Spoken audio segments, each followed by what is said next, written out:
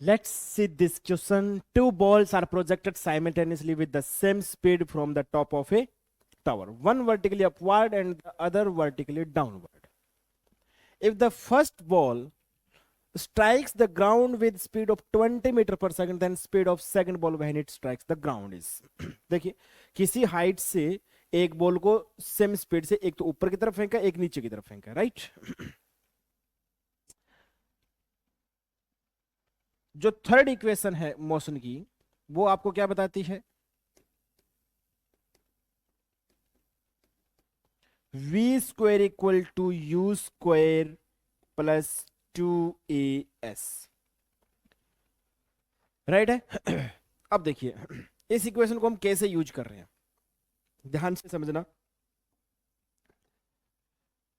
Initially जब हमने मान लीजिए u स्पीड से ऊपर फेंका और बाद में किसी h हाइट से, ठीक है,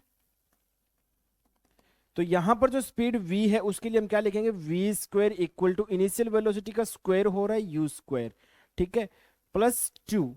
एक्सेलरेशन के नाम पर क्या है? नीचे की तरफ एक्सेलरेशन g है, इसका मतलब मैंने लिख दिया माइनस जी। जो डिस्प्लेसमेंट है वो नीचे की तरफ h है, तो मैंने लिख दिया माइनस h। तो क्या बना? v square equal to u square plus 2gh। क्या v जो है वो u स्क्वायर प्लस 2gh होगा? राइट।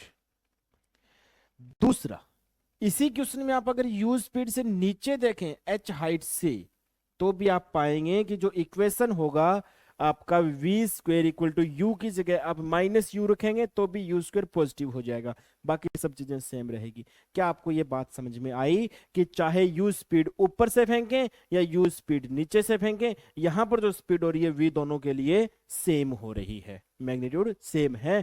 तो अगर पहली अगर 20 मीटर पर सेकंड से अगर स्ट्राइक कर रही है तो दूसरी बॉल भी 20 मीटर पर सेकंड से स्ट्राइक करेगी, राइट।